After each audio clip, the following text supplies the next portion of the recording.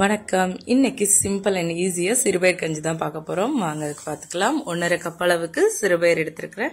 இதை 2 தண்ணிக்கு கழுவி சேர்த்துக்கலாம். கஞ்சி எவ்வளவு தூரம் வேணுமோ அந்த அளவுக்கு தண்ணி முதல்லயே சேர்த்துக்கோங்க. ரெண்டாவதும் சேர்த்துக்கலாம், ஒன்றும் பிரச்சனை கிடையாது.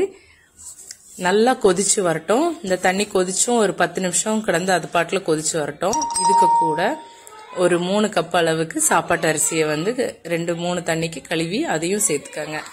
அரிசி நல்லா கொதிச்சு வரட்டும். அதுக்கு முன்னாடியே நீங்க சின்ன வெங்காயம், பூண்டு ஒரு கைப்பிடி அளவுக்கு சேர்த்துக்கலாம். அதுல கம்மியானாலும் பரவாயில்ல, ஜாஸ்தியானாலும் பரவாயில்ல, டேஸ்ட் எப்படியும் நல்லா தான் இருக்கும். இப்போ ஒரு கைப்பிடி அளவுக்கு துருவின தேங்காவையும் சேர்த்துக்குவோம். சாதத்துக்கு பதம் கொஞ்சம் குழஞ்சி இருக்கணும் கஞ்சி பருவத்துக்கு, அப்பதான் நல்லா இருக்கும். தேவைக்கு உப்பை சேர்த்து சர்வ் பண்ணுங்க. ரொம்ப ரொம்ப ஹெல்தியானதும் கூட. அதுவும் இந்த குளிர் டைமுக்கு இதெல்லாம் வச்சு சாப்பிட அவ்வளோ டேஸ்டா இருக்கும். நான் சிறுபயிர் கஞ்சிக்கு கூட நல்ல காரசாரமா தேங்காய் துவையல் தான் அரைச்சிருக்கேன்.